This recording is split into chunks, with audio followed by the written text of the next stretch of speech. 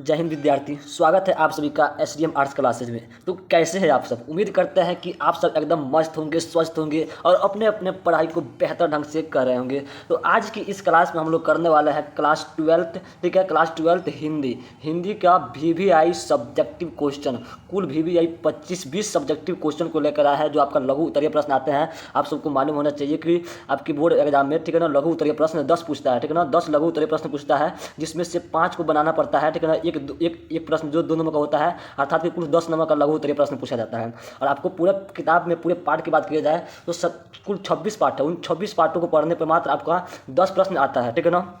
तो आज की इस क्लास में हम आपको वो 20 प्रश्न देने वाले हैं, ठीक है ना। 10 प्रश्न आता है, लेकिन हम 20 प्रश्न देने वाले हैं, जिसमें से आपके बोर्ड एग्जाम में 5 रहेंगे, ठीक है ना, जो बहुत ही चुनिंदे प्रश्न है, ठीक है ना। आप हर हाल में, किसी भी हाल में इन सभी प्रश्नों को अच्छे से कवर कर लीजिएगा, याद कर लीजिएगा, जो बहुत ही वीवीआई लघु उत्तरीय प्रश्न है, एकदम गेस किए गए प्रश्न है, ठीक है। तो एक बार आप लोग एक क्लास को लाइक कर दीजिए, अपने दोस्तों के पास शेयर कर दीजिए, अगर चैनल पर नए हैं तो सब्सक्राइब कर दीजिए। चलिए हम देखते हैं कि कौन सारे वो 20 लघु उत्तरीय प्रश्न है जो आपके बिहार बोर्ड एग्जाम के लिए बहुत ही महत्वपूर्ण है, ठीक है। आप लोग एक और बात बता देते हैं, अगर आप लोग चाहे तो इसका स्क्रीनशॉट ले सकते हैं, नहीं तो वीडियो को लास्ट में बता देंगे कि इसका फ्री पीडीएफ नोट्स जो है एकदम फ्री में कहाँ से मिलेगा, कहाँ से आप इसको डाउनलोड कर सकते हैं, वो भी फ्री में, ठीक है।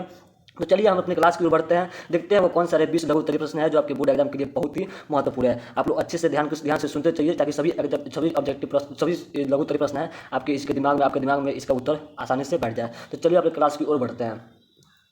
देखिए, आपके पहला प्रश्न है, ठीक है ना, बहुत ही इंपॉर्टेंट प्रश्न है।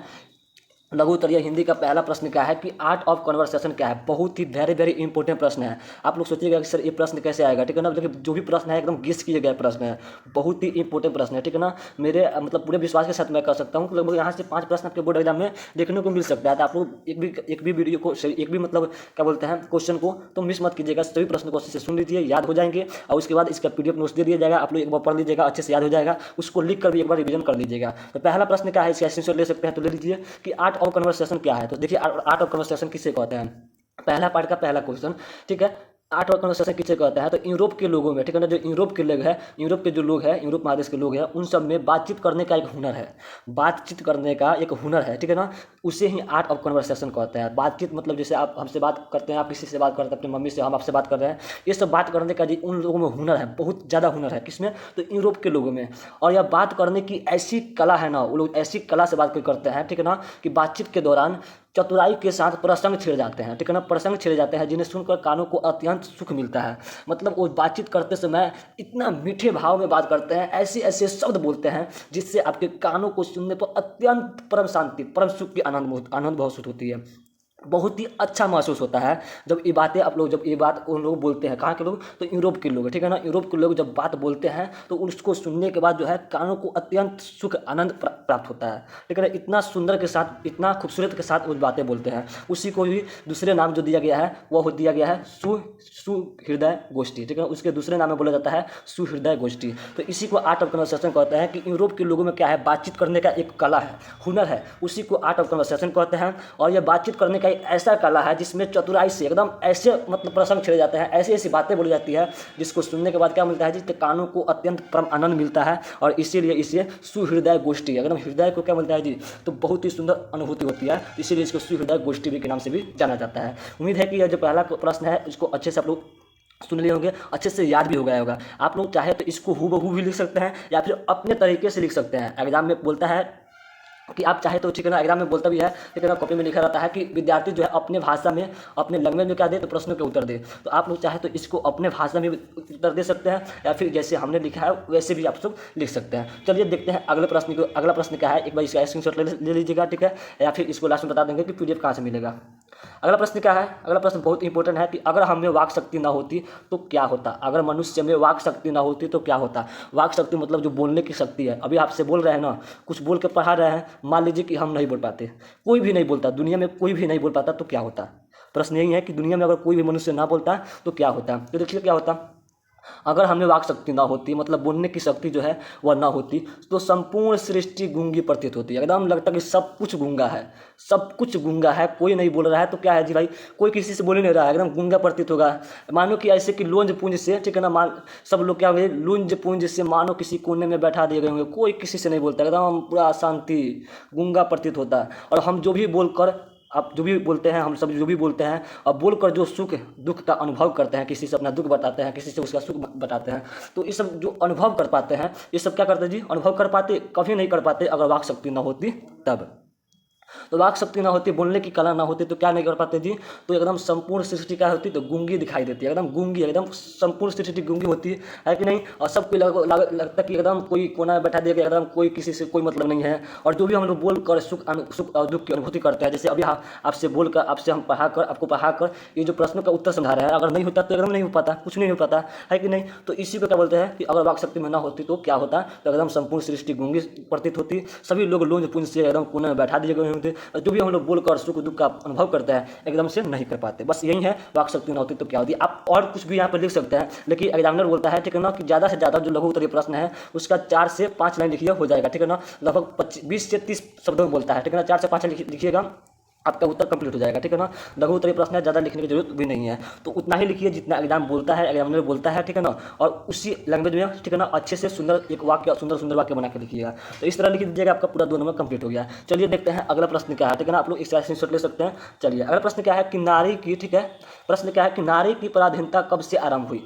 नारी की पराधीनता जो है वह कब से आरंभ होने लगी, ठीक है। देखिए नारी की पराधीनता कब से आरंभ हो गई, तो नारी की पराधीनता तब शुरू हुई जब मानव जाति ने कृषि का आविष्कार किया, ठीक है ना। मानव जाति ने क्या किया जी, तो कृषि का आविष्कार किया, और जब कृषि हुआ तो नारी, ठीक है ना, नारी घर में रहने लगी और पुरुष बाहर रहने लगे।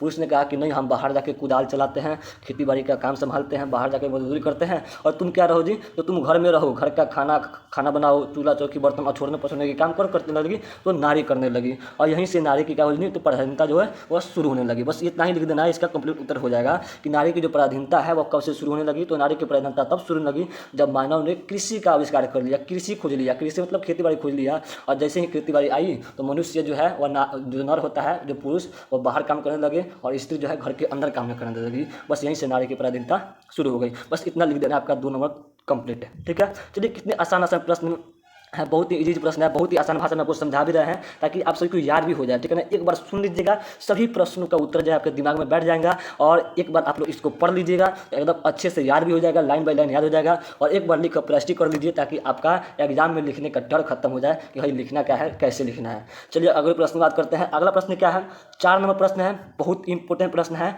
कि भगत सिंह ने कैसी मृत्यु को सुंदर कहा है। भगत सिंह कैसी मृत्यु को सुंदर कहा है, ठीक है ना। सुंदर मृत्यु किसे कहते हैं, भगत सिंह बोलता है कि सुंदर मृत्यु किसे कहते हैं। तो देखिए किसे कहता है सुंदर मृत्यु, बहुत अच्छी जवाब दिया है भगत सिंह ने। भगत सिंह कहते हैं कि भगत सिंह ने कहा है कि आज़ादी के लिए संघर्ष करते हुए मृत्यु दंड के रूप में मिलने वाली फांसी से सुंदर कोई मृत्यु नहीं हो सकती, ठीक है ना। कितनी सुंदर लाइन लिखी है कि अपने देश की आज़ादी के लिए, अपने खुद की आज़ादी के लिए फांसी पर चढ़ जाना, दुश्मनों से लड़ जाना, ठीक है ना, और दुश्मनों से लड़ते लड़ते एकदम शहीद हो जाना, यही सबसे सुंदर मृत्यु है। आत्महत्या करना ये कायरता है, ये मृत्यु नहीं है सुंदर। कोई कोई क्या करता है कि परेशानियों से मुंह मोड़कर आत्महत्या कर लेता है, परेशानियों से उलझ जाता है, उसमें आत्महत्या कर लेता है, तो ये सब सुंदर मृत्यु नहीं है। सुंदर मृत्यु कब है, अपनी आज़ादी के लिए, अपने देश के, अपनी मातृभूमि की आज़ादी के लिए संघर्ष करते करते एकदम फांसी पर चढ़ जाना, शहीद हो जाना, इसे कहते हैं सुंदर मृत्यु। ये भगत सिंह कहते हैं, एकदम सही कहते हैं, है कि नहीं। ताकि क्यों भाई, क्यों ऐसा करना है, क्यों इसे सुंदर मृत्यु कहते हैं, क्योंकि उनकी जो मृत्यु है आगे आने वाली जो पीढ़ी होती है उनमें आज़ादी के संघर्ष के लिए एक जुनून पैदा करती है, एक जुनून सा पैदा करती है। जैसे आप शहीद हो गए, जैसे भगत सिंह जैसे ही शहीद हुए, आप लोगों को बात बताते हैं कि जैसे ही भगत सिंह को फांसी हुई उसके बाद क्या हुआ, जी, सभी लोगों में एकदम खून दौड़ने लगा, एकदम तेजी से, एकदम जुनून ऐसा आ गया कि सभी लोग मानो कि आज़ादी के लिए पागल हो गए, अंग्रेजों के खिलाफ हो गए। हम पूरे भारतवर्ष के सभी लोग क्या हो जाए, तो अंग्रेजों के खिलाफ हो गया। कब, जब उनको फांसी दी गई तब, तो फांसी दी गई तो उनको सभी लोग क्या हुआ जी, तो एकदम खून खोने लगा, एकदम आज़ादी के लिए पागल हो गए। तो इसीलिए बताते हैं कि जो भी मृत्यु दंड लेता है, शहीद होता है, ठीक है ना, फांसी लेता है अपने देश के लिए, अपनी मातृभूमि के लिए, तो उससे बड़ी सुंदर मृत्यु कहीं नहीं है। क्योंकि उससे जो है हमारी आने वाली पीढ़ी सीख लेती है, और सीख लेकर अपने देश के लिए, अपने आज़ादी के लिए लड़ने की कोशिश करती है। तो यही है सबसे सुंदर मृत्यु। बस इतना लिख देना है, आपका कंप्लीट है। चलिए बहुत बढ़िया, अगले प्रश्न की बात करते हैं। उम्मीद है कि सारे प्रश्न आपके दिमाग में बैठ रहे होंगे, अच्छे से याद भी हो रहेंगे। 4 प्रश्न हमने कवर किया। अगला प्रश्न है 5 नंबर। 5 नंबर प्रश्न बहुत ही सुंदर है, ठीक है ना। देखिए 5 नंबर प्रश्न क्या करा, 5 नंबर प्रश्न क्या कर रहा है कि जहाँ भय है, भय भय मतलब डर, वहाँ मेधा नहीं हो सकती। मेधा मतलब आप लोग समझ रहे होंगे, जहाँ भय है वहाँ मेधा नहीं हो सकती, आपकी जो काबिलियत है वो नहीं हो सकती। कैसे? तो देखिए क्या होता है, बचपन से ही आपको, ठीक है ना, बचपन से ही आपका एक ऐसा वातावरण में रहना अत्यंत आवश्यक है जो स्वतंत्रतापूर्ण हो। सभी की बात करा जा रहा है, जितने भी सारे लोग हैं, जितने सारे मनुष्य हैं, सभी को ऐसा वातावरण में शुरू से ही रहना बहुत आवश्यक है कि जहाँ पर एकदम स्वतंत्रता हो। जैसे कि ऐसे भारतवर्ष में ही है, इससे पहले आप अपने इतिहास को देखिए तो सभी कोई गुलामी में ही जिया है, लेकिन अभी क्या है जी, एकदम स्वतंत्र है, लेकिन फिर भी किसी न किसी चीज़ों से एकदम बंधा हुआ है, पूर्ण रूप से स्वतंत्र नहीं है। लेकिन ये बहुत आवश्यक है कि आप लोग क्या है जी, एकदम स्वतंत्र रहे, बचपन से ही एकदम स्वतंत्रपूर्ण वातावरण में रहना बहुत अत्यंत आवश्यक है। देखिए आगे का लिखा है कि हम में से अधिकांश व्यक्ति जो है ज्यों ज्यों बड़े होते हैं त्यों त्यों ज़्यादा भयभीत होते रहते हैं। जैसे ही बचपना से हम लोग आगे बढ़ते हैं, आगे बढ़ते जाते हैं, 15 वर्ष के हो गए, 16 वर्ष के हो गए, मैट्रिक पास किया, एकदम भयभीत होने लगे। मैट्रिक में आए, भयभीत होने लगे भाई कि अब क्या होगा, हमारा एग्जाम आ रहा है। फिर 12th में आए कि भाई क्या होगा, एग्जाम आने वाला है, तो भयभीत होने लगते हैं, डर लगने लगता है कि नहीं जी, बिल्कुल लगता है, सभी मनुष्य को लगता है। और आगे क्या होता है कि हम सभी जीवन से भयभीत होते रहते हैं, एकदम सबकी भविष्य होता है, भाई क्या होगा, हमारा जीवन तो हमारा खराब हो गया, पूरे टाइम खराब कर दिया, एकदम क्या होने वाला है, एकदम भयभीत होने लगते हैं। और जिनको नौकरी होती है उनको नौकरी छूटने की डर लगता है कि अब हमारा नौकरी छूट जाएगा, कारोबार छूट जाएगा तो हमारा क्या होगा। किसी किसी को इस बात से भी भय लगता है कि हमारे अड़ोसी पड़ोसी पति पत्नी जो है हमको क्या कहेंगे, हमको हंसेंगे, हम ये काम कर रहे हैं, ये नहीं कर रहे हैं, ऐसा कर रहे हैं तो हमको हंसेंगे, इस बात से भयभीत है। और सबसे खास बात कि सब कोई अपनी मृत्यु से भी भयभीत है, जबकि एक मृत्यु अटल सत्य है कि सबको मरना ही है। भाई तो अपना कर्म करना, भयभीत क्यों है? भयभीत होने की कोई ज़रूरत नहीं है, ठीक है। मृत्यु एक अटल सत्य है जिसको कोई नहीं टाल सकता है, मरना तो है ही। लोग हंसेंगे ये तो तय है। जब भगवान श्री राम को लोगों ने हंस दिया, तो भगवान थे, उनको हंस दिया, माता सीता को हंस दिया, तो भाई आप कौन से इंसान हो? आप तो एकदम मामूली से इंसान हो, तो आपको कौन नहीं हंस पाएगा? सब कुछ हंस देगा, है कि नहीं। मृत्यु जो है सबको आती है, तो भयभीत होने की कोई चिंता, कोई बात नहीं है, एकदम से अपने कर्म करते रहिए। तो यहाँ पे है कि सभी को क्या होता है जी, तो भयभीत होते रहता है, और जहाँ जब भयभीत हुए आपकी लक्ष्य से छूटना चालू। तो हम में से क्या होता है जी, अधिकांश व्यक्ति जो है किसी न किसी रूप से भयभीत होते रहते हैं, और जहाँ भय है वहाँ मेधा हो ही नहीं सकती। बिल्कुल बात सही है, अगर आप भयभीत होइएगा तो आप आगे कुछ नहीं कर पाइएगा। लोग क्या कहेंगे ये सोचिएगा तो फिर आप कुछ नहीं कर पाइएगा। लोग क्या कहेंगे, जब ये आप ही खुद सोचना शुरू कर दीजिएगा कि लोग क्या कहेंगे, तो फिर लोग क्या सोचेंगे कि आपको क्या कहना है कि नहीं।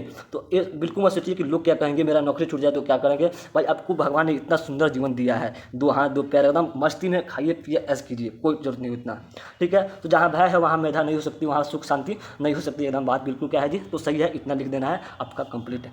इतना एक सेकंड एक बात बताते हैं, इतना देखकर आप लोग घबराइए मत भाई, इतना क्या है, इतना लिखना पड़ेगा, बिल्कुल नहीं। आपको जितना समझ आ रहा है आपको समझ जाना है, अपने भाषा में इसको उतार देना है। इसमें क्या है, सभी बात आपको समझ आ रही कि नहीं, एक बार पढ़ लीजिएगा तो सभी चीज़ आपको समझ में आ जाएगी, है कि नहीं। तो घबराने की बात नहीं है कि भाई इतना लिखना है, इतना बड़ा आंसर कैसे हो सकता है, ऐसा नहीं है, हो सकता है इससे भी बड़ा आंसर हो सकता है, बस आपको छोटा शॉर्ट फॉर्म में लिखना है, ठीक है ना। चलिए अगले प्रश्न बात करते हैं। अगला प्रश्न क्या है, 6 नंबर प्रश्न है कि प्रातः काल नव कैसा था। प्रातः काल, ठीक है ना, ये काव्य खंड का प्रश्न है कि प्रातः काल जो है वह नभ कैसा है, ठीक है ना। प्रातः काल नभ कैसा था, देखिए प्रातः काल नभ कैसा था। तो प्रातः काल का जो नभ है वह बिल्कुल नीले राख के समान है, ठीक है ना, नीले राख के समान, एकदम एकदम क्या है जी, स्वच्छ है। जो प्रातः काल है, ठीक है ना, जो शाम का बोलते हैं प्रातः काल, वो क्या है जी, एकदम बिल्कुल नीले रंग की, एकदम राख के समान है, ठीक है ना, एकदम स्वच्छ, एकदम साफ सुथरा है। उसकी नीलिमा के बीच आने वाला उजाला जो है हल्के रूप में झांकता सा नजर आ रहा है। उसकी किरणों के बीच उसके जो नीला जो आकाश दिख रहा है, एकदम उसमें एक ऐसी किरण आ रही है जैसे मानो कि कुछ दिख रहा है हमको, ऐसे कुछ झांक रहा है, कुछ दिख रहा है। और प्रातः काल की उस बेला में आकाश नीले रंग सा लगता है। कैसे लगता है जी, तो नीले रंग सा लगता है। और प्रातःकालीन जो दृश्य होता है अत्यंत मनोरम होता है, अत्यंत, जैसे आप लोग देखिएगा शाम में काल में कितना सुंदर लगता है कि नहीं जी। सुबह में भी कितना सुंदर लगता है, उसी प्रकार जो प्रातःकाल है एकदम अत्यंत मनोरम होता है, बहुत ही गजब, एकदम आकर्षक होता है। और इसमें गजब का आकर्षण होता है, एकदम हम लोग ऐसे में मोहित होते चले जाते हैं। जो प्रातः काल है ऐसे कभी का यही करना है, ठीक है, कि एकदम उसमें हम क्या करना चाहते हैं तो मोहित हो जाते हैं, ठीक है ना, ऐसा प्रातः काल है। तो बस इतना लिख देना है, बहुत बढ़िया। चलिए अगले प्रश्न बात करते हैं, आप लोग ऐसे से चलिएगा। अगला प्रश्न क्या है, बहुत इंपॉर्टेंट प्रश्न है। देखिए उत्तर देखकर, इतना ज़्यादा उत्तर देखकर घबराना नहीं है, घबराना बिल्कुल भी नहीं है, ठीक है। चलिए अगले प्रश्न की बात करते हैं। धांगर शब्द का आशय क्या है, धांगर किसे कहते हैं जी, बहुत बढ़िया प्रश्न है। देखिए धांगर क्या है, तो धांगर जो है, धांगर शब्द का अर्थ होता है उरांव भाषा में, उरांव भाषा में धांगर का मतलब होता है भाड़े का मजदूर, ठीक है ना। उरांव भाषा में धांगर का मतलब क्या होता है जी, भाड़े का मजदूर, मतलब किसी को भाड़ा दिया और वो मजदूर बन के हमारा काम कर रहा है। देखिए धांगर जो होता है एक आदिवासी होता है, ठीक है ना जी, आदिवासी जाति होते हैं, लेकिन वो खुद के आदिवासी मानते नहीं है, ठीक है ना। आदिवासी कहे जाते हैं लेकिन वो मानते नहीं है कि हम आदिवासी है। जैसे कि जैसे कि कोई चोरी कर रहा है, हम बोल रहे हैं कि भाई तुमने चोरी किया है, तो चोर नहीं मार रहा है कि हम चोरी किया है ना। उसी प्रकार धांगड़ शब्द जो है आदिवासी जाति है, लेकिन ये मानते नहीं है कि हम आदिवासी जाति है। बस इतना हो गया एक लाइन। चलिए, और जिससे नील की खेती के सिलसिले में बिहार के छोटा नागपुर पठार से चंपारण के इलाके में लाया गया था, ठीक है ना। बिहार दक्षिण बिहार में एक छोटा नागपुर पठार है, ठीक है ना, वहीं पठार से पश्चिम चंपारण में, मतलब चंपारण जो ऊपर एक ही था, ठीक है ना, अब अभी 2 भाग में टूट गया है, तो चंपारण में लाया गया था। किसके लिए? तो नील की खेती के लिए। नील की खेती के लिए बिहार के दक्षिण बिहार से छोटे नागपुर पहाड़ से नील की खेती के लिए धांगड़ जाति को लिया गया था, ठीक है ना। धांगड़ लोगों को लिया गया था।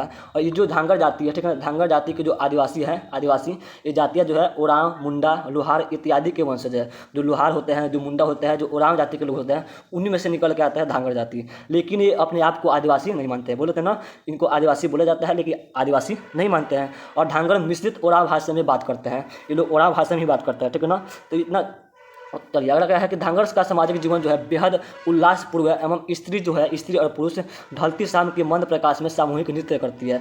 एकदम इन लोगों का जीवन होता है, एकदम उल्लासपूर्ण होता है, एकदम कोई टेंशन नहीं है इन लोगों के जीवन में, है ना कि नहीं। एकदम खुशी से जीवन जीते हैं, और शाम होते ही ये लोग एकदम नृत्य में झूम जाते हैं, चाहे स्त्री हो चाहे पुरुष हो, एकदम मस्त हो जाते हैं शाम होते होते, ठीक है। तो यही है धांगड़ जाति की परिभाषा की धांगड़ जाति जो है क्या है, धांगड़ का अर्थ क्या है। तो इतना है, आपको लिख देना होगा, ठीक है। धांगड़ क्या है लिख देना होगा, एक बार स्क्रीनशॉट ले लीजिए। चलिए, बहुत बढ़िया। अगले प्रश्न बात करते हैं। अगला प्रश्न क्या है, आप लोग सभी प्रश्नों को ध्यान से सुनते चलिएगा, आपके दिमाग में दौड़ेगा। सभी प्रश्नों का उत्तर जो है आपके दिमाग में दौड़ेगा। बस केवल एक बार सुन लीजिए, बस एक बार सुन लीजिए, और एक बार इसको पढ़ लीजिएगा जब हम इसका PDF नोट्स दे देंगे तब, और एक बार लिख लीजिएगा ताकि आपके अंदर का डर जो है वो खत्म हो जाए। अगला प्रश्न क्या है कि हृदय की बात का क्या अर्थ है। वेरी वेरी इंपॉर्टेंट प्रश्न है कि हृदय की बात का क्या अर्थ है। देखिए, हृदय की बात का क्या अर्थ है जी। चारों ओर घनघोर कोलाहल व अशांति व्याप्त है। चारों ओर कोलाहल मतलब हल्ला गुल्ला, और अशांति है। चारों एकदम पीक पाक, गाड़ी का आवाज़ इधर उधर, एकदम हल्ला गुल्ला है, चारों तरफ अशांति है। और उस समय हृदय की बात मन मस्तिष्क को अशांति पहुंचाती है। और उस समय जो हमारा हृदय की बात है ना, वो मन को क्या पहुंचाती है, शांति पहुंचाती है। इसीलिए बोला गया कि जब चारों तरफ घनघोर क्या हो रहा है, कोलाहल हो रहा है, अशांति हो रहा है, तो आप अपने मन की बात सुनिए, ठीक है ना। अपने मन की बात सुनिए, एकदम शांति बना लीजिए अपने आप को, अपने मन की बात सुनिए, उसी में नहीं झुक जाना है कि कहाँ कोलाहल कहाँ कुछ है। तो कोलाहल और अशांतिपूर्ण स्थितियों में मस्तिष्क जो है आपकी आच्छादित कर लेती है।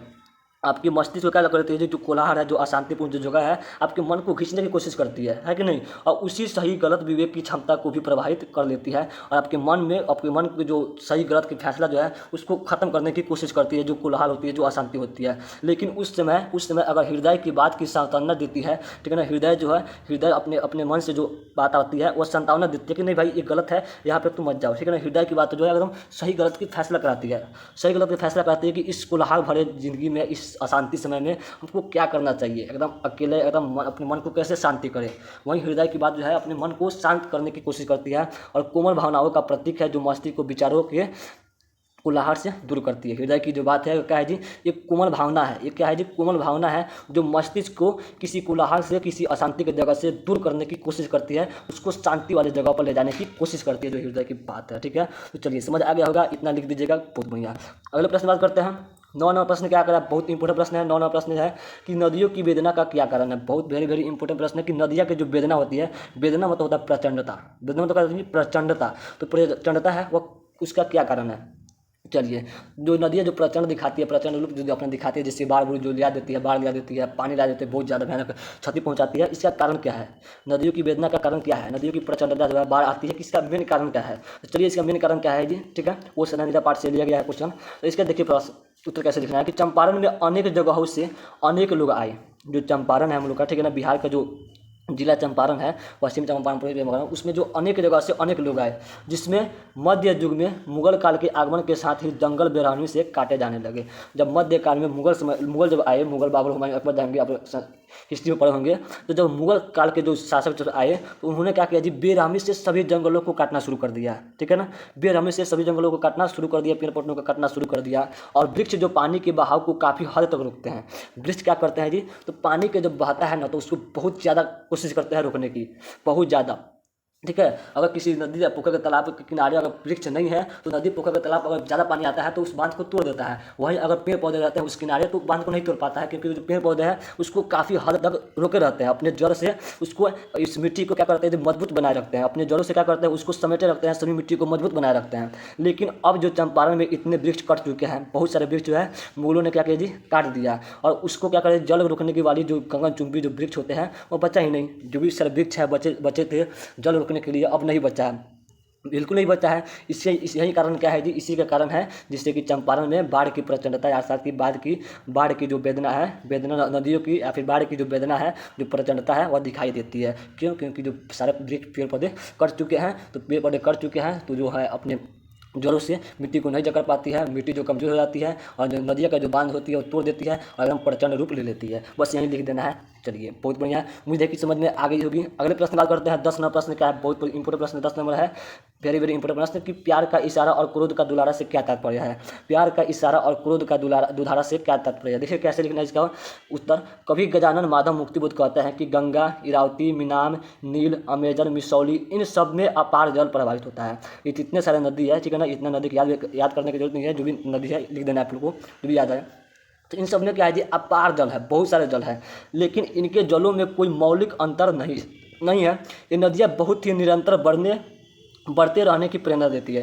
ये नदियाँ जो क्या कहती है, जो भी सारी नदियाँ है वो कहती है कि चाहे कुछ भी सामने मुश्किल आ जाए, रुकना नहीं है, हमेशा बढ़ते रहना है। रास्ता नहीं है तो रास्ता खुद से बनाना है, लेकिन बढ़ते रहना है। और ये जो नदियाँ है वो प्यार और क्रोध दोनों को संदेश पहुँचाती है कि अपने प्यार से अगर कोई पत्थर दिख जाए तो उसको प्यार से अच्छे से कोई रास्ता बनाकर अपने साइड से निकल जाइए, लेकिन बढ़ते रहना है कि नहीं जी। अब कोई अगर नहीं हटने की कोशिश कर रहा है, जो मिट्टी है हटने की कोशिश नहीं करना है, तो क्रोध में दोनों में मतलब क्या करती है जी, दोनों का संग देती है कि अगर कोई हमारे बातों को जो प्यार से नहीं समझ रहा है तो उसको क्रोध से समझाना बहुत उचित होगा, है कि नहीं। जैसे कि कोई भी अगर प्यार से नहीं समझता है तो उसको उसकी भाषा में समझाना बहुत आवश्यक है। उसी कारण महाभारत भी हुआ था। आप सबको मालूम होना चाहिए कि प्यार से समझाते रहे भगवान श्री कृष्ण, दुर्योधन को नहीं समझा, उसके बाद महाभारत हुई। तो यही बताती है नदियाँ जो है कि प्यार से अपने सही काम कीजिए, आगे बढ़ते रहिए, और कोई भी रुकावट आती है तो समझाने की कोशिश कीजिए, नहीं समझता है तो फिर उसको अपनी भाषा में समझाने की कोशिश कीजिए। यही है प्यार का इशारा, क्रोध का दुधारा, ये इस पर नदियाँ जो संकेत देती है। चलिए उम्मीद है कि समझ में आ गई होगी। अगला प्रश्न क्या है, 11 नंबर प्रश्न है। कुल 10 प्रश्नों को हमने करा चुके हैं, मात्र 10 प्रश्न और है जो बहुत ही इंपॉर्टेंट है। चलिए अगला प्रश्न क्या है कि शिक्षा का अर्थ क्या है। आप लोग सभी प्रश्नों को ध्यान से सुनते चलिए, सुन लीजिएगा एक बार तो आपके दिमाग में दौड़ने लगेंगे। एक बार जब पढ़िएगा ना तो आपको फटाफट याद आएगा कि हाँ सर ने ये बात बताए थे, उसमें आपको याद करने की कोई जरूरत नहीं पड़ेगी। चलिए अगला प्रश्न क्या है, शिक्षा का अर्थ क्या है। शिक्षा बहुत इंपॉर्टेंट टॉपिक है कि शिक्षा आखिर है क्या। बहुत वेरी वेरी इंपॉर्टेंट प्रश्न है कि शिक्षा है क्या। चलिए बताते हैं शिक्षा क्या है। शिक्षा का अर्थ है जीवन के सत्य से परिचित होना। जीवन का असली सत्य क्या है, बहुत इंपॉर्टेंट है जीवन के सत्य से समझना। और जो जीवन का सत्य समझ गया वो जीवन को समझ गया, वो भगवान को समझ गया। तो शिक्षा का अर्थ क्या है जी, जीवन के सत्य से परिचित होना और संपूर्ण जीवन की प्रक्रिया को समझना कि भाई जीवन है, ये जो जीवन मिला है आखिर इसका उद्देश्य क्या है, क्यों हमको भगवान ने ऐसा जीवन दिया है, आखिर करना क्या है इस जीवन का, है कि नहीं। और जो शिक्षा का असली मतलब जो है, कुछ परीक्षाएं उत्तीर्ण करना नहीं होता है। अभी आपने जो पढ़ रहे होंगे, अभी जो पढ़ रहे हैं, इसका असली मतलब ये नहीं कि हम इसको याद कर ले और परीक्षा पास कर ले, नहीं, ये नहीं है। इस शिक्षा इसको बोल ही नहीं सकते हैं, ये शिक्षा हो ही नहीं सकता है। विवाह करके शादी करके बच्चे पैदा करना, इस शिक्षा का असली अर्थ नहीं है कि हम क्या करें, शिक्षा पढ़ लें, कुछ पढ़ लें, अच्छा नौकरी पा लें, उसके बाद शादी करें, उसके बाद बच्चा पैदा करें, उसके बाद राम राम खत्म। तो शिक्षा का असली मतलब नहीं है। शिक्षा का असली मतलब है जीवन को समझना। और पितु शिक्षा का सबसे अच्छा बात है कि सत्य की खोज कर जीवन को सरल और सुंदर बनाना। कि सत्य क्या है, जीवन का सत्य क्या है, उसको खोजना है, समझना है और जीवन को सुंदर और सरल बनाना है। यही है शिक्षा का सबसे असली मतलब। ठीक है, तो आप लोग भी कोशिश कीजिएगा कि हम एक जो पढ़ रहे हैं वो केवल एग्जाम के लिए ही नहीं बल्कि अपने इसको जीवन में भी उतारे। नदियाँ जो अभी हमने बताया, इससे पहले का जो प्रश्न था कि नदियाँ की वेदना क्या है, उसमें भी बहुत सीख मिलता है। तो उसको क्या है, अपने जीवन में उतारना है। शिक्षा का मतलब यह हुआ कि जीवन को खोजना है कि जीवन है क्या। ठीक है, चलिए बहुत बढ़िया। अगले प्रश्न की बात करते हैं। 12 नंबर प्रश्न क्या है, बहुत ही महत्वपूर्ण प्रश्न है। चलिए 12 नंबर प्रश्न की बात करते हैं। 12 नंबर प्रश्न क्या करा, ध्यान से सुनिएगा। 12 नंबर प्रश्न है कि कवि कृष्ण को जगाने के लिए क्या क्या उपमा देता है। बहुत बहुत इंपॉर्टेंट प्रश्न है कि जो कवि सूरदास है वो भगवान श्री कृष्ण को जगाने की क्या क्या कोशिश कर रहा है। सूरदास को हिंदी साहित्य का सूर्य भी कहा जाता है। और सूरदास जो है वह भगवान श्री कृष्ण के बहुत बड़े भक्त थे। ठीक है ना, तो ये जो भक्त थे तो अपने काव्य की रचना के माध्यम से ये भगवान श्री कृष्ण को जगाने की कोशिश कर रहा है। कैसे जगाने की कोशिश कर रहे हैं भगवान श्री कृष्ण को, देखिएगा। सूरदास जी कृष्ण को जगाने के लिए अनेक उपमाएं करते हैं, बहुत सारी बातें कहते हैं क्या कि सर्वप्रथम सबसे पहले कहते हैं कि हे ब्रजराज, सूर्यदास क्या कहते हैं कि हे ब्रजराज, भोर हो रही है, जागिए। क्या हो रही है जी? कि भोर हो रही है, अब तो आप जागिए। कमल के फूल खिल गए हैं और कुमुद के फूल ने अपनी पंखुड़ियाँ जो है वह समेट ली है। जैसे ही भोर होता है तो कमल के फूल क्या होता है जी, एकदम से खिल जाते हैं, अर्थात कि जो कमल के फूल है वो भी जाग गए हैं। वो भी क्या है जी, जाग गए हैं। आप भी जागिए, आप भी जागिए। और भोर, ठीक है ना, भौरे जो है लताओं में छिप गए हैं। जो भौरे भिनभिनाते रहते हैं वो लताओं में छिप गए हैं। मुर्गों, पक्षी, पक्षियों की जो है कोलाहल सुनाई दे रही है। जो मुर्गे होते हैं सुबह सुबह कुरकुर जो बोलते हैं, उन सब की कोलाहल जो है, उन सब की आवाज़ें सुनाई दे रही है। इसका मतलब कि भोर हो गया है। वनराज जो है आवाज़ दे रहे हैं। जो जंगल के जो राजा होते हैं, जो राज होता है, वो सब आवाज़ें दे रहे हैं। चंद्रमा का जो प्रकाश है वो एकदम से मंद हो चुका है, चंद्रमा छिप गया है और सूर्य की जो किरणें हैं चारों तरफ फैल रही है। गौशाला में गाय जो है रंभा रही है अपने बछड़े को दूध पिलाने के लिए। गौशाला में गाय क्या कर रही है, तो रंभा रही है अपने बछड़े को दूध पिलाने के लिए, एकदम बेचैन है, बहुत ही ज़्यादा बेचैन है। एकदम चारों तरफ हल्लाहाल है, एकदम सूर्य की किरणें जो है फट चुकी है। तो हे कमल, ठीक है ना, हे कमल के समान हाथ, हाथ वाले श्याम, हे कमलों के समान, जो कमल होता है उसी के समान हाथ वाले श्याम, अर्थात कि भगवान श्री कृष्ण, आप जागिए क्योंकि सवेरा हो गया है। तो क्या क्या उपमा देते हैं जी, कि भोर हो गई है, कमल के फूल खिल गए हैं, कुमुद के फूल जो पंखुड़ियाँ अपने समेट ली है, भौरे लताएं में छिप गए हैं, मुर्गी, पशु, पक्षियाँ चिल्ला रही है, वनराज जो है आवाज़ दे रहा है, चंद्रमा का जो चांदनी है वह छिप गया है, सूर्य का किरणें जो है एकदम बादलों को चिरते हुए आ रहा है कि नहीं। और जो गाय होती है, गाय वो एकदम रंभा रही है, एकदम बेचैन है अपने बछड़े को दूध पिलाने के लिए। तो हे भगवान श्री कृष्ण, हे श्याम, आप जागिए, आपके लिए भोर हो गया है। बस यही बात बता रहे हैं भगवान श्री कृष्ण के लिए सूर्यदास जो है जगाने की यही सारी उपमा दे रहे हैं। तो ये तो आप लोग अच्छे से देखिए, समझ आ रहा है कि नहीं। आप लोग पहले कमेंट कर बताइए कि जो प्रश्न का जो उत्तर है, इतना बड़ा उत्तर लिखे हैं, आप लोग घबरा जाते हैं कि भाई याद कैसे होगा। बताइए, इसमें कुछ भी याद करने की बात थी? एकदम आप लोग अच्छे अपने मन से लिख सकते हैं कि भाई क्या क्या किया जाता है जब किसी को सुबह जगाते होते हैं। जगाने के लिए क्या क्या करते हैं, भाई भोर हो गया है, मुर्गा बोल रहा है, गाय को खूंटे पर बांधना है खिलाने के लिए, चंद्रमा छिप गया है, सूर्य भगवान उग गया है, आप उठ जाइए। किसी को जगाने के लिए यही बोलते हैं, बस इसी को तो लिखना है कि नहीं, और उसको अच्छे से काव्य के रूप में लिख देना है। चलिए, बहुत बढ़िया। अगले प्रश्न बात करते हैं। अगला प्रश्न क्या है, 13 नंबर प्रश्न आपके सामने दिख रहा होगा कि कबीर विषयक छपै में नाभादास ने कबीर के बारे में क्या कहा है। ठीक है ना, नाभादास जो है कबीर के बारे में क्या कहते हैं। देखिए नाभादास कबीर के बारे में क्या कहते हैं। नाभादास कहते हैं कि कबीर ने हमेशा हिंदू और मुसलमानों के बीच कभी भी पक्षपात नहीं किया है। ठीक है ना, पक्षपात उतना नहीं करता है। उन्होंने जो है हमेशा सबके हित की बात कहे हैं। वो नहीं कहता है कि हिंदू मत बनो, मुस्लिम मत बनो, ये है हुआ है, मतलब ऐसा नहीं करते हैं। हमेशा सत्य की राह पे चलने की कोशिश करते हैं, हमेशा सत्य को दिखाने की कोशिश करते हैं। कौन? तो कबीरदास जी, है कि नहीं। वो सबके हित के लिए बात करते हैं, चाहे वह हिंदू हो, चाहे वह मुस्लिम हो, चाहे वह सिख हो, चाहे ईसाई हो, सबके लिए एक ही बात करते हैं कि सत्य पर आ चलो, एकदम बुरे काम छोड़ दो, मतलब सबके हित के लिए काम करते हैं। और कभी भी उनके मुख से देखी हुई बातें, अर्थात कि कहीं भी पक्षपात पूर्ण बातें नहीं कही होगी। उन्होंने जो है कभी किसी को देखा हुआ बातें, किसी की सुनी हुई बातें नहीं करते हैं, एकदम सत्य की बात करते हैं। किसी के पक्षपात नहीं करते हैं कि हिंदू ये है, हिंदू मुस्लिम, ऐसा पक्षपात वो नहीं करते हैं। और कबीर ने कभी भी किसी की सुनाई बातों पर महत्व नहीं दिया है। वो हमेशा अपनी आंखों से दिखी हुई बातों पर विश्वास करते हैं, जो सत्य है उस पर विश्वास करते हैं। बस यही थी कबीर की असली जीवन। बस इतना लिख देना है, ठीक है। चलिए, उम्मीद है कि समझ में आगे होगी। अगले प्रश्न बात करते हैं। 14वां प्रश्न क्या है।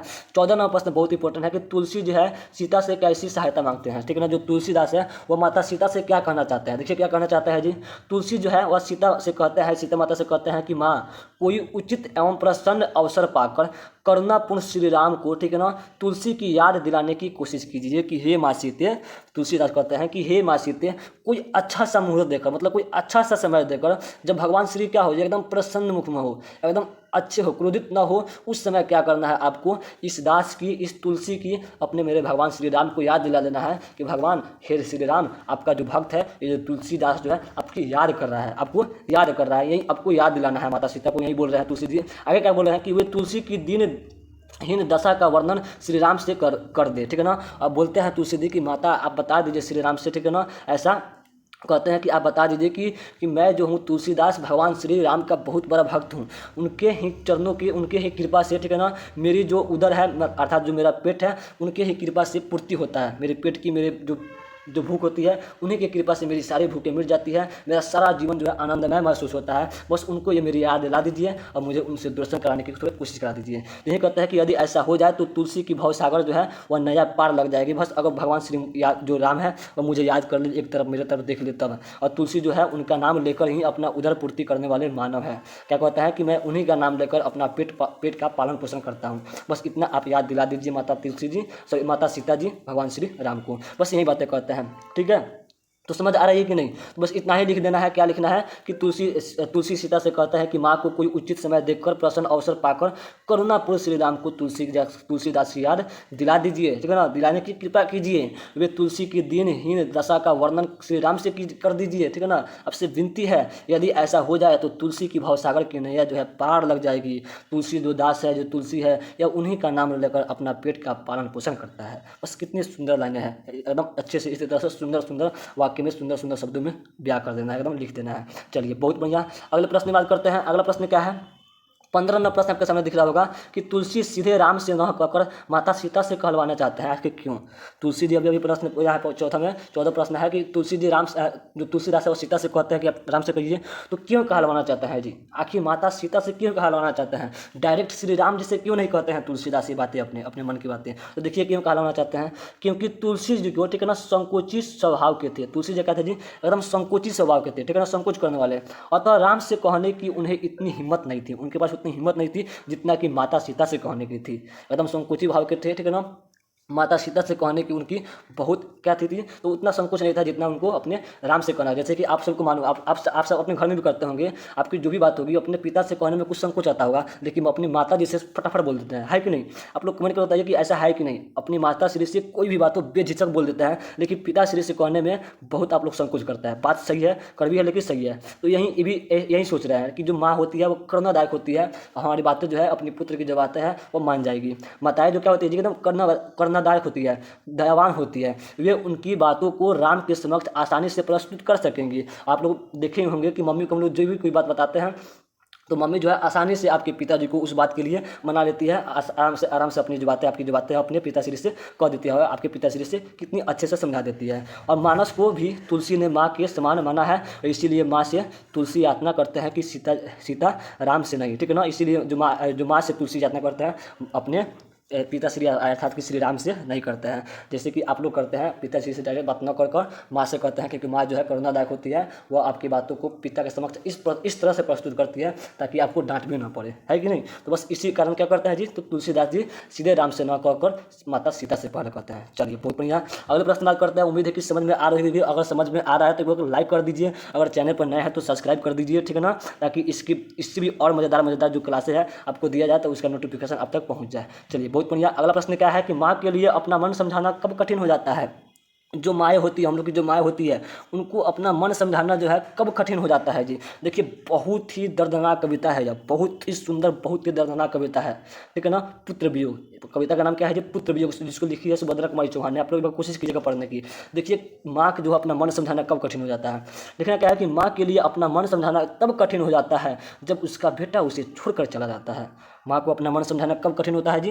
कि जब उसका बेटा जो है उसको छोड़कर चला जाता है। माँ के बेटे के बिना जीवित नहीं रह सकती है। कोई भी माँ हो अपने बेटे के बिना जो है जीवित रहने की सोच भी नहीं सकती है। बेटा खोकर माँ का हृदय जो है, हृदय को न समझ पाती है माँ, जो अपने हृदय को नहीं समझ पाती है, एकदम अपने संतुलन खो देती है माँ अपने बेटे को खोने के बाद। और वह बेटा कहकर, ठीक है ना, दुलारती है कि बेटा तू आ जा, एकदम सपने में चली जाती है कि बेटा तू आ जा, एकदम खो जाती है अपने बेटे के लिए और निवेदन करती रहती है। और यही जो है पुत्र उसे छोड़कर कभी न जाए, इसकी निवेदन करती है कि मेरे बेटे, मेरे लाल, तू कभी मुझे छोड़कर मत जा। कितनी आसान है कि माँ के लिए अपना मन समझाना कब कठिन हो जाता है, जब उसका बेटा उसको छोड़कर चला जाता है। एकदम माँ वियोग में हो जाती है, एकदम वियोग पड़ जाती है, ऐसा लगे कि अकाल टूट पड़ा है जब उसकी जो माँ की बेटा उसको छोड़कर चला जाता है। और उस समय जो अपनी माँ जो है अपने मन को नहीं समझा पाती है, बहुत कठिन होता है उसको समझाना कि तुम्हारा बेटा जो है छोड़कर चला गया है, और इस बात को समझ नहीं पाती है, एकदम सपने में चली जाती है कि मेरा बेटा भी है, मेरा बेटा आएगा। एकदम दुलारती है, एकदम क्या करती है, प्यार करती है बेटा के नहीं रहने के बावजूद भी। और क्या करती है कि अपने भगवान से जो भी है उनसे यही गुहार लगाती रहती है कि मेरा बेटा जो है कभी मुझको छोड़कर ना जाए। बस यही लिखना है। चलिए अगले प्रश्न बात करते हैं। 17वां प्रश्न क्या है? 17वां प्रश्न आपके सामने दिख रहा होगा, चातक किसके लिए तरसती है? जो चातक एक पक्षी होती है वह किसके लिए तरसती है? बहुत इंपॉर्टेंट प्रश्न है। देखिए लिखना क्या है, छायावादी कवि, ठीक है ना, जयशंकर प्रसाद जो कहते हैं, छायावादी कवि है जयशंकर प्रसाद जी। लिखना क्या है कि जयशंकर प्रसाद जो है अपनी कविता में तुमुल कुलाहल कलह में कहते हैं, इस किस पंक्ति की बात है जी? तुमुल कुलाहल कलह की। उसमें कहते हैं कि चातक जो है चातक स्वाति नक्षत्र के जल के लिए तरसती है। जो स्वाति नक्षत्र है उसमें जो जल है उसके लिए तरसती है। किसके लिए तरसती है जी? तो स्वाति नक्षत्र के जल के लिए तरसती है। संसार जो है मरुस्थल की आग में झुलसता रहता है। सभी संसार क्या है जी? एक मरुस्थल की आग में झुलसता रहता है। और चातकी जो है स्वाति नक्षत्र की एक एक बूंद के लिए तरसती है। वह अतृप्त तड़पती रहती है, बूंद के लिए, जल के लिए तरसती रहती है। जो चातक जो पक्षी है एक जल के लिए तरसती रहती है, स्वाति नक्षत्र के जल के लिए तरसती है। बस इतना ही लिखना है। जो चातक होती है स्वाति नक्षत्र के जल के लिए तरसती है। बाकी जो संचार है वो मरुस्थल के आग में एकदम झुलसता रहता है, लेकिन जो चातक है वह जल के लिए तरसती है। चलिए बहुत बढ़िया। अगले प्रश्न बात करते हैं। अगला प्रश्न क्या है? और हाँ, यहाँ पे एक और बात बता दें कि जो चातक पक्षी होती है ना, जो चातक पक्षी है वो पृथ्वी पर की धरती की पानी नहीं पीती है। ठीक है ना? बहुत खास बात है कि धरती की पानी नहीं पीती है, इसीलिए वह क्या, तो जो जल की बूंदे हैं उसकी पानी के लिए तरस रही है। जो वर्षा होती है वो जो वर्षा की जो पानी होती है उसी को पीती है। जो चातक पक्षी है वह वर्षा की बूंदों को पी पाती है। ठीक है ना? उसी को पीती है, धरती पर गिरे हुए पानी को नहीं पीती है। इसीलिए उसके लिए तरस रही है कि वर्षा का जो बूंद है, वो जो नक्षत्र है, जो जल है, जो बूंद है वर्षे, हम उसको पीकर अपनी प्यास को बुझा लें। ठीक है ना? वो तड़पती रहती है कि कब बारिश हो, ताकि हम अपने प्यास को बुझाए। बारिश की बूंदों को ही पीती है, धरती के पानी को नहीं पीती है। बस इतना लिख देना। बहुत बढ़िया। चलिए अगले प्रश्न बात करते हैं। अगर जो प्रश्न आपके समझ में आ रहे हैं, दिमाग में बैठ जा रहे हैं, तो एक बार लाइक कर दीजिए।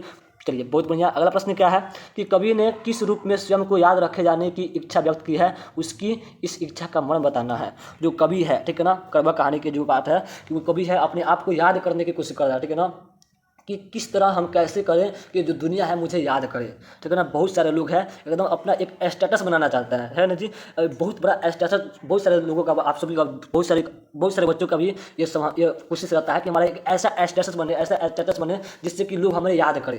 जैसे हम अपने महात्मा गांधी को याद करते हैं, है कि नहीं, भगवान श्री राम को याद करते हैं, कृष्ण को याद करते हैं, मतलब बहुत सारे लोगों को याद करते हैं। उसी प्रकार बहुत सारे लोग हैं अपना एक स्टेटस बनाना चाहते हैं। और उसी प्रकार जो यहाँ पर कड़वा कहानी के जो मलिक मुहम्मद जायसी है वो भी अपने आप को याद रखे जाने की कोशिश करते हैं और अपनी इच्छा बताते हैं। क्या इच्छा बताते हैं? कि लोग मुझे याद करें। देखिए कहते क्या है कि कवि का काव्य जो है रक्त से रचा गया है। वो बताते हैं कि मेरा जो काव्य है वो कलमों से नहीं, अपने रक्त के द्वारा सींचा है। रक्त के द्वारा सींचने का मतलब ये नहीं कि खून से अपने सींच दिया है काटकर, ऐसा नहीं। मतलब बहुत ही गहराई से लिखा है उनको, अपने पूरे दर्द लगाकर, पूरे अपने जीवदान से लिखा है उस कविता को। और इसमें गहरे प्रेम की पीर है, बहुत ही गहरे प्रेम की दुख की बात करते हैं वो, एकदम प्रेम की गहराई में जाकर प्रेम की बात करते हैं। अतः कवि का विश्वास है कि उनका जो काव्य है जगत में बना रहेगा।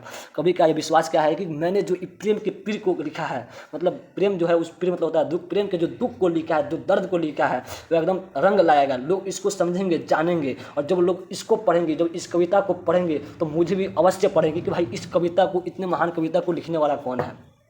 जैसे कि अभी कोई पढ़ता है गीता, तो गीता को लिखने वाले कौन है जी? तो सबको मालूम होना चाहिए कि गीता को लिखने वाले जो है सबसे पहले उसको लेखक के बारे में सोचता है कि भाई इतनी महान पुस्तक जो गीता है उसको लिखा कौन है? महर्षि वेदव्यास। रामायण को लिखा किसने? वाल्मीकि जी। रामचरितमानस को आखिर इतना सुंदर ग्रंथ को लिखा कौन है? तो तुलसीदास जी। तो सबको मालूम होना चाहिए, सबकी पता भी करता है और उसके बारे में भी जानता रहता है। जो उस कविता को जो भी लिखता है तो उसके बारे में क्या करता है जी? तो जानता है। जैसे कोई भी कविता हो, कोई भी कहानी हो, तो अगर सुंदर लगे तो उसको कविता के याद करने के साथ साथ उस कवि को भी याद किया जाता है। किया जाता है कि नहीं? हाँ या नहीं कमेंट करके बताइएगा कि याद किया जाता है कि नहीं। उसी प्रकार ये चाहते हैं कि मेरे जो कविता है एकदम अपने पीर से, एकदम अपने रक्त ले रूप द्वारा सिंचाया है, ताकि जब भी कोई मेरे इस कविता को पढ़े तो मुझे भी याद रखे। बस यही कहते हैं। ठीक है ना? लिखना क्या है? लिख दीजिएगा कि जिस तरह सुगंध अमर रहता है। कभी कहता है कि जिस तरह सुगंध जो है अमर रहता है, फूल मुरझा जाता है लेकिन उसका सुगंध अमर रहता है, उसी प्रकार कवि का काव्य इस संसार में अमर रहता है। बिल्कुल सही बात करते हैं।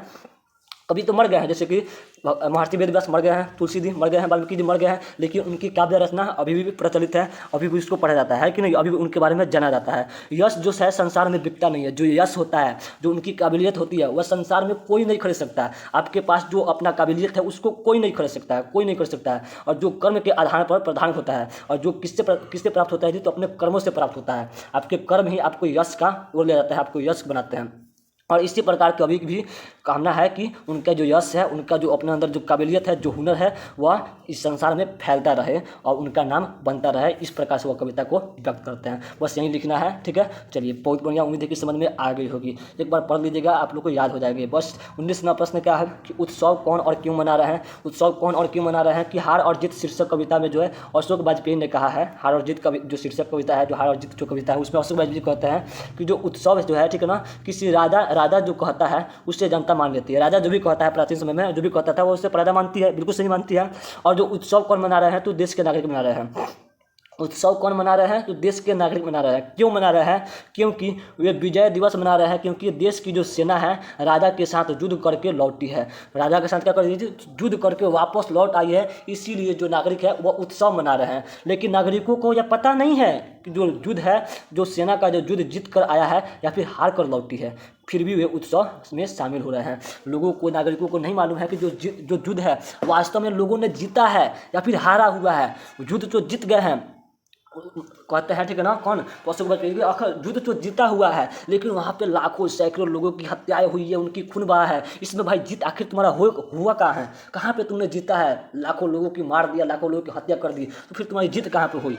इसी को जीत बोला जाता है? नहीं। और फिर भी लोग क्या है, तो उत्सव में क्या है जी, तो शामिल हो रहे हैं, उत्सव मना रहे हैं। बस यही बातें बोल रहे हैं कौन, तो अशोक वाजपेयी जी। चलिए बहुत बढ़िया, उम्मीद है कि समझ में आ गई होगी।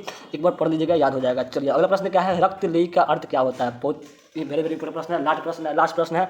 रक्तलेही का अर्थ क्या होता है? देखिए रक्तलेही क्या होता है। मलिक मोहम्मद जायसी ने कड़वा कविता में, जो कड़वा कविता है किसने लिखा, मलिक मोहम्मद जायसी, उस कविता में कहता है कि प्रेम की पीड़ का वर्णन करता है।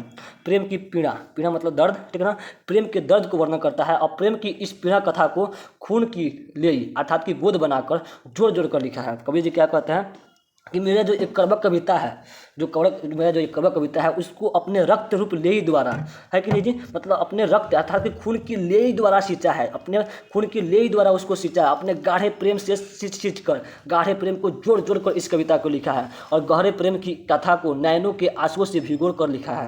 ये जो इतना महान काव्य है, इतना जो महान ये कविता है, उसको अपने आंसुओं से सींचो कर, मतलब एकदम पूरे भावना अपने व्यक्त कर दी है इसमें। और जिससे कि सुनने वाले इस प्रेम की पीड़ा को महसूस करते हैं। क्या करते हैं जी, जो भी मेरे इस काव्य को पढ़ता है उसको भी प्रेम की पीड़ा जो है, प्रेम का जो दर्द है उसको महसूस होता है। इतने दर्द भरी कहानी लिखे, अपने दर्द से लिखे हैं। ऐसा इसलिए कि जायसी की यह जो निशानी है वह अमर रह जाएगी, और जायसी जो है अमर कविता कहलाएंगे, अमर कवि कहलाएंगे, और उनकी कृति भी क्या रहेगी, तो अमर रहेगी।